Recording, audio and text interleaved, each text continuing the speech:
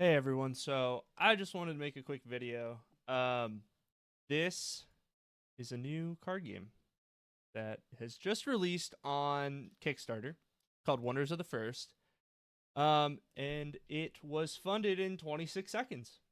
The however the $25,000 in 26 seconds, and then it's been up for about 3 hours now and is almost hit $1 million with 1,000 people backing it already.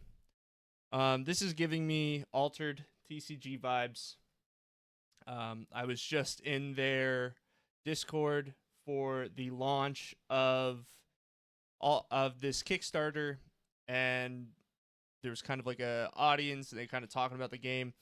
And honestly, the passion that they have for this project is incredible. Um, it makes me interested in it just listening to them talk. Uh, this game is a little bit different in both gameplay and in their sales strategy, I guess is the best way to put it. They are going for a collectible card game as actual collectible items. So they have said multiple times there will not be reprints. So when the actual supply is gone, it's gone. They have iterated multiple times that this won't be a problem for players. I'm not sure exactly what they're planning to do with this. If they're going to maybe print different characters with similar mechanics or what. Because it does, obviously, as a player, make you a little nervous. I mean, I think that's very clear. However, there's a big asterisk here. The cards are basically put into a deck that is given a power level. So, for instance, you can see in this image, or the thumbnail for this video, there's power that they each contribute towards. You add up all of the power in your deck, and that power is your deck strength.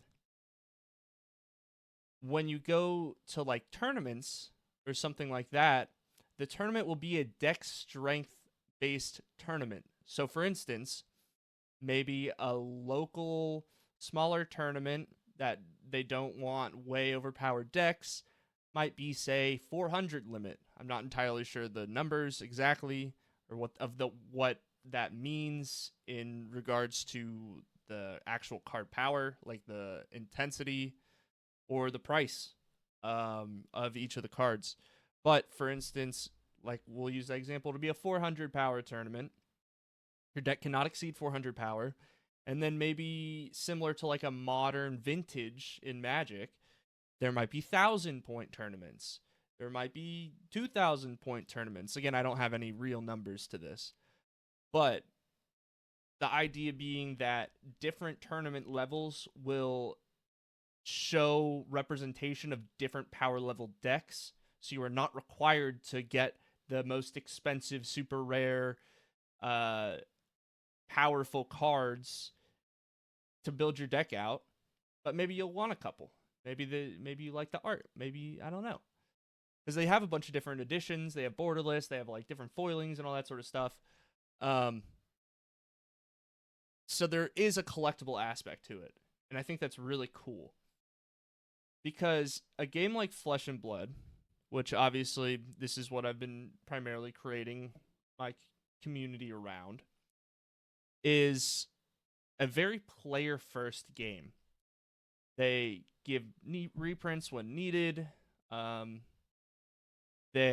cards are relatively inexpensive compared to a lot of other games. The card powers are very focused on player enjoyment. It's a very player-centric game. The prices of cards fluctuate pretty wildly depending on their usefulness in the game and their stance in the metagame. something that might have been originally $400 that is no longer played very often is now $200. And it's not due to the fact that they've reprinted them. It's just the fact that they aren't played as much, so the players aren't as interested in them. I mean, that's great for a collector standpoint, but that means that investing your money into your cards is not a very safe investment, because obviously they could plummet in price or plummet in value. So Wonders looks like it's trying to kind of circumvent that by not offering reprints. They have more serialized cards that you can get, and it seems to be more of an investment, like baseball card-esque kind of game format, where you have cards that you can play that are just your regular cards, but then you also have cards that are versions of the original card that are one of one, maybe. And I believe there's like one of 100 or one of 99, one of 10. There's different like serialization levels depending on the rarity of the card itself. So you'll have collectors trying to search out all of those serialized cards. You'll have, which will then cause a large amount of product to be opened, obviously, which will then make it more affordable for actual players that don't care about the collectability of it. They just want to play the game. And speaking of gameplay, this is also a little different. Their, I guess, defining factor is a 7-round system. Let me see if I can pull up the playmats. So here we go. So it's each round, it's lanes essentially. But each round is going to open up a new lane that you can play in. So on the first round, you can only make actions in lane 1.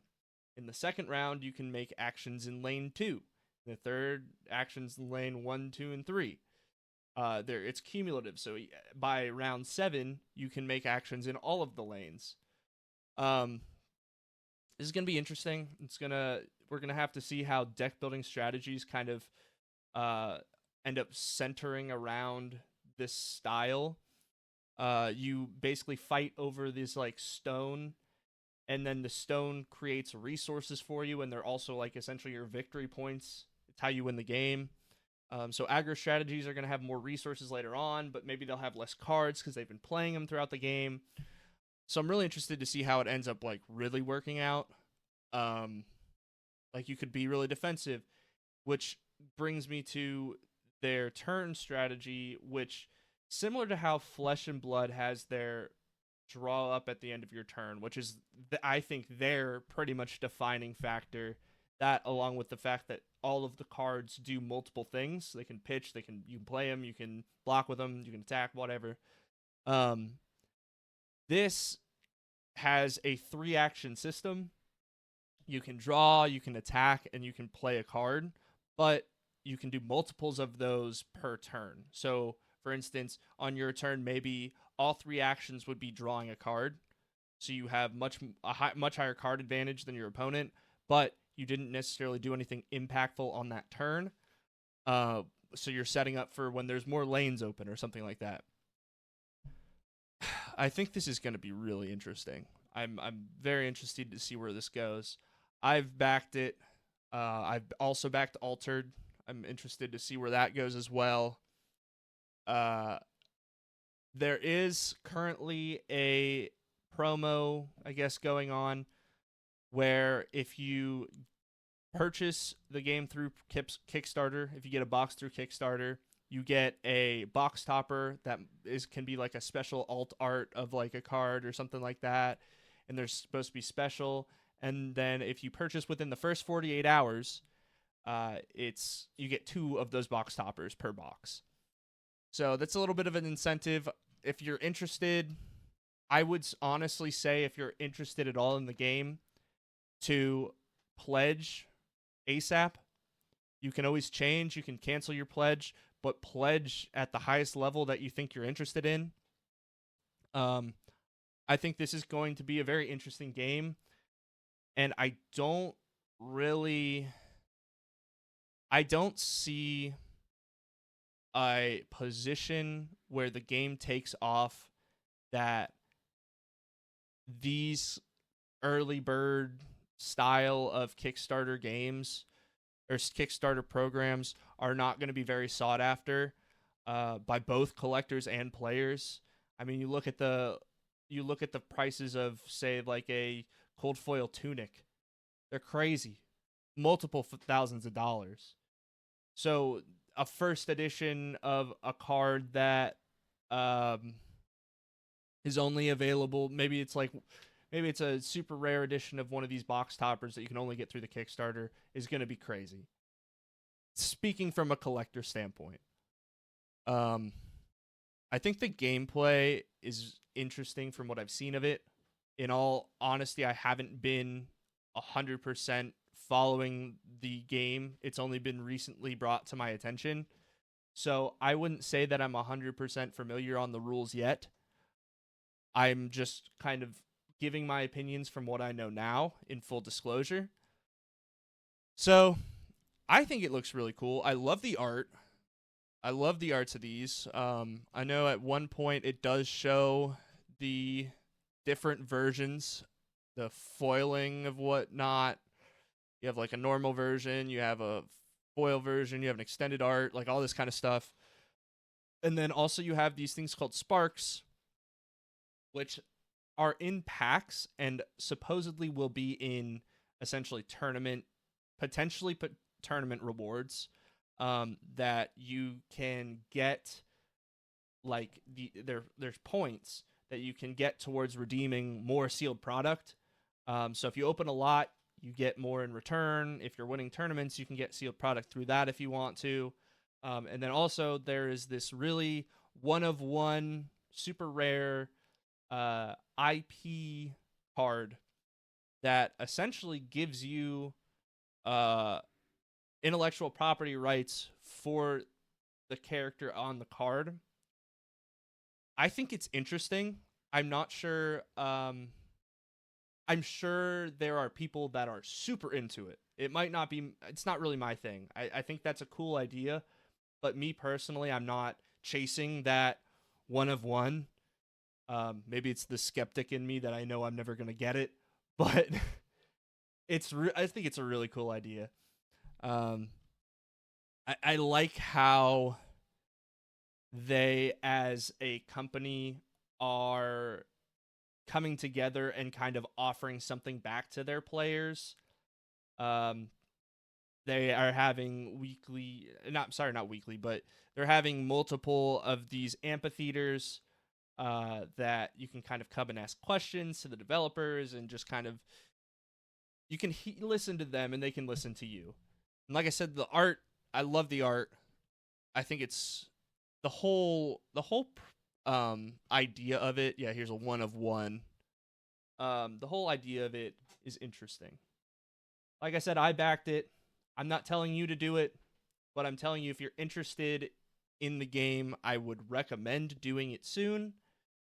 The first 48-hour bonus is neat. Here's a little like gif of how you're fighting over stones and whatnot. It's gonna be neat.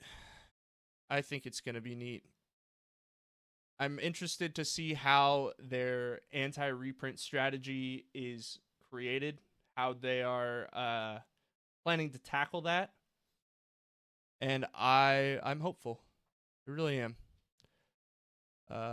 This was not sponsored in any way by Wonders.